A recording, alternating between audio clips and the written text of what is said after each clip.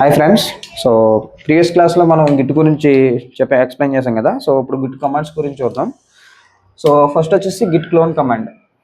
Okay, so ఎట్లా అంటే మనకి లోకల్ రిపో ఉంటుంది కదా. So local repo centralised repository.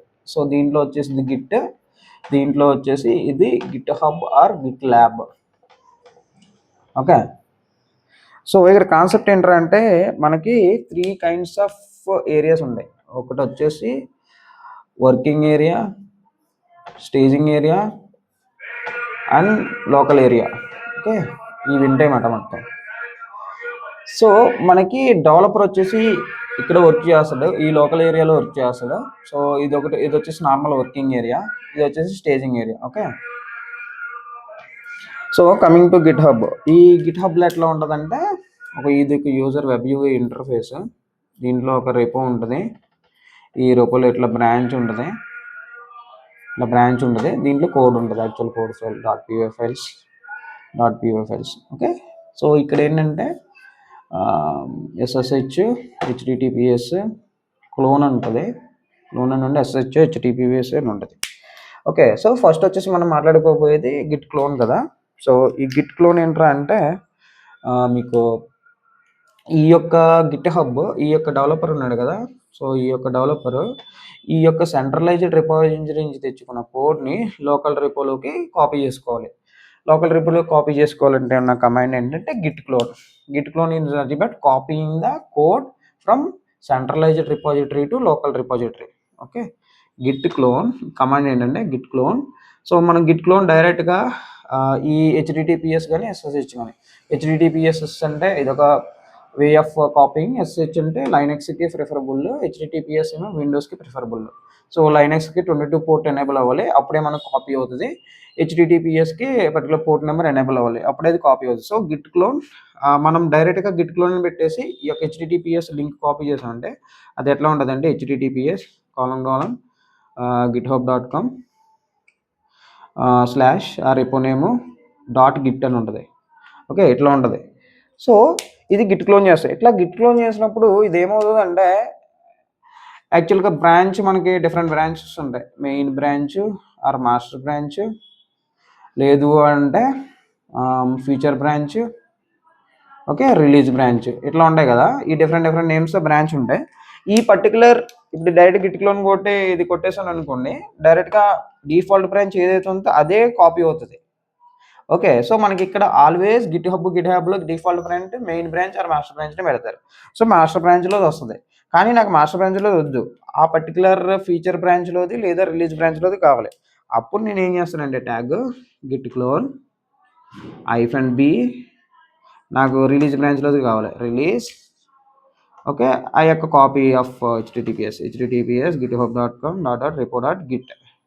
So ఇట్లా కాపీ చేస్తామన్నమాట, ఇది git clone. So copying the code from centralised repository to local repository by using the git clone command. ఇది git clone command. Okay, next వచ్చేసి నేను ఇది ఎట్లా ఉంచుతాను. Next git push. Okay, git push ఏంట్రా అంటే నాకు ఇక్కడ వర్క్ కంప్లీట్ అయిపోయింది మనోడికి. సో ఇది గిట్ క్లోన్ కమాండ్ కన్నా git clone command. Git push command ఏంటంటే మనకి వర్క్ కంప్లీట్ అయిపోయింది. సో ఆ పర్టికులర్ బ్రాంచ్లో పుష్ చేసుకోవాలనుకుంటున్నాడు. Git clone -b something release branch అన్నాం కదా, R1 పెట్టుకుంది. Git clone git push origin ఏదైతే బ్రాంచ్ నేమ్ ఉందో ఆ branch name R1. Okay, release branch 1. So git push ఏంట్రా అంటే లోకల్ రిపోజిటరీలో ఉన్న కోడ్ని సెంట్రలైజ్డ్ రిపోజిటరీలోకి పుష్ చేస్తానమాట. అంటే ఒక డే కంప్లీట్ అయిపోయింది, డేలో వర్క్ వచ్చింది, వర్క్ కంప్లీట్ అయిపోయింది, తను అదే బ్రాంచ్లో పుష్ చేసుకుంటున్నాడు. ఓకే, ఇది git push. Coming to git pull. Git pull ఏంట్రా అంటే సో మనకి ఇక్కడ వేరే డెవలపర్ కూడా ఉన్నాడు.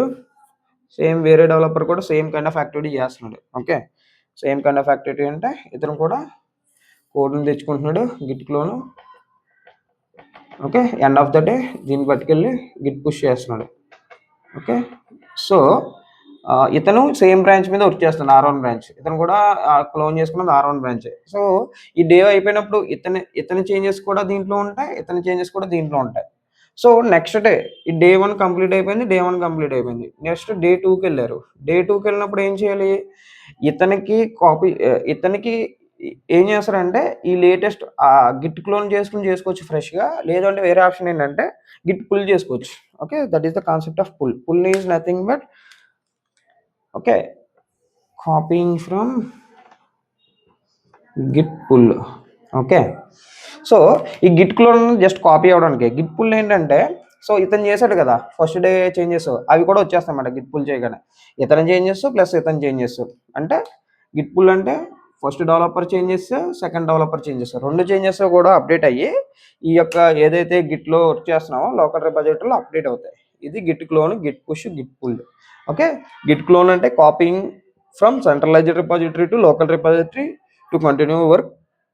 గిట్ పుష్ ఏంటంటే ఈ యొక్క లోకల్ రిపాజిటరీలో నుంచి సెంట్రలైజ్డ్ రిపాజిటరీలోకి పుష్ చేయడం కంప్లీట్ అవ్వగానే, ఒక డే కంప్లీట్ అవ్వగానే. గిట్ పుల్ ఏంట్రా అంటే అప్డేట్స్ 2 డెవలపర్స్ ఉంటే ఆ 2 డెవలపర్స్ చేసిన చేంజెస్ డైరెక్ట్ గిట్ పుల్ కొట్టి ఆ పర్టికులర్ బ్రాంచ్ని మెన్షన్ చేస్తే డైరెక్ట్గా ఈ 1 డెవలపర్, సెకండ్ డెవలపర్, ఎంతమంది డెవలపర్స్ అంతమంది డెవలపర్స్ చేంజెస్ చేసిన పర్టికులర్ బ్రాంచ్లో చేసిన చేంజెస్ అన్నీ కూడా డైరెక్ట్ గిట్ పుల్ కొడితే ఆ చేంజెస్ అన్నీ కూడా దీంట్లోకి వచ్చేస్తాయి. It's saving. Okay, this is the concept of git clone, push and pull. And git fetch. Git fetch ఏంట్రా అంటే ఇక్కడ మన కాన్సెప్ట్ అర్థం చేసుకోవాలి. గిట్ పుల్ అనగానే ఈ యొక్క సెంట్రలైజ్డ్ రిపాజిటరీ నుంచి, ఓకే, సెంట్రలైజ్డ్ రిపాజిటరీ నుంచి వర్కింగ్ ఏరియాకి వెళ్ళిపోతుంది. ఓకే, వర్కింగ్ ఏరియా అంటే డెవలపర్ వర్క్ చేసే ఏరియా. ఓకే, సో ఈ గిట్ ఫెచ్ అనగానే గిట్ ఫెచ్ అనగానే ఈ లోకల్ రిపాజిటరీ లోకల్ ఏరియాలోకి వస్తుంది. సో ఈ లోకల్ ఏరియా నుంచి మళ్ళీ వర్కింగ్ ఏరియాకి రావాలి అంటే మళ్ళీ గిట్ మెర్జ్ అని పడదాం. ఓకే, ఈ యొక్క సెంట్రలైజ్డ్ రిపాజిటరీ నుంచి జస్ట్ లోకల్ ఏరియాకి రావాలి అంటే గిట్ ఫెచ్ అని పడదాం. ఓకే, ఈ combination of git fetch and git merge is nothing but git pull అన్నమాట. ఓకేనా, సో ఈ git merge, git fetch, this is the combination of git fetch and merge is called git pull.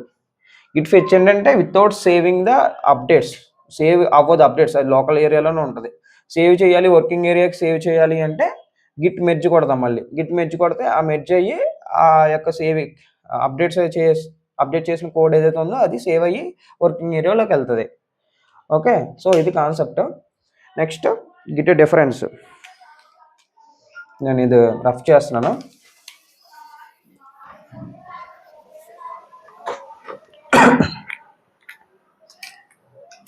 So Git difference అంటే ఏంటంటే,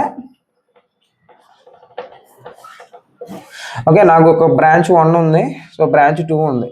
okay, ఈ branch 1లో ఏదైతే changes ఉన్నాయో some code ఉంది Python కోడ్లో, దీంట్లో కూడా సమ్ చేంజెస్ ఉన్నాయి. దీంట్లో డిఫరెన్సెస్ ఏమున్నాయి అని తెలుసుకోవడానికి గిట్ డిఫరెన్స్ అని చెప్పేసి ఈ కమాండ్ వాడుకుంటాం. ఓకే, గిట్ డిఫరెన్స్ బ్రాంచ్ 1 కొడితే ఆ పర్టికులర్ ఏదైతే ఉన్నాయో ఆ 2 బ్రాంచెస్ యొక్క డిఫరెన్స్ వస్తుంది అన్నమాట. ఓకే, సో ఇది git difference, just to see the differences between 2 branch of codes. Okay, git difference. Git stats అంటే ఏంటంటే, సో మీకు ఇది చెప్పాను కదా, మళ్ళీ రాయవలసి వస్తుంది. GitHub, okay, working area, staging area and local area. ఇది గిట్ హబ్.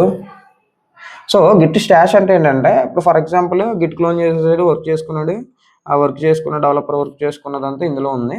ఓకే, అంతా పర్టికులర్ బ్రాంచ్ 1లోనే చేస్తున్నాడు. ఓకే, ఇప్పుడు బ్రాంచ్ 2లోకి స్విచ్ అవ్వాలి, కానీ బ్రాంచ్ 1లో కొన్ని చేంజెస్ ఉన్నాయి.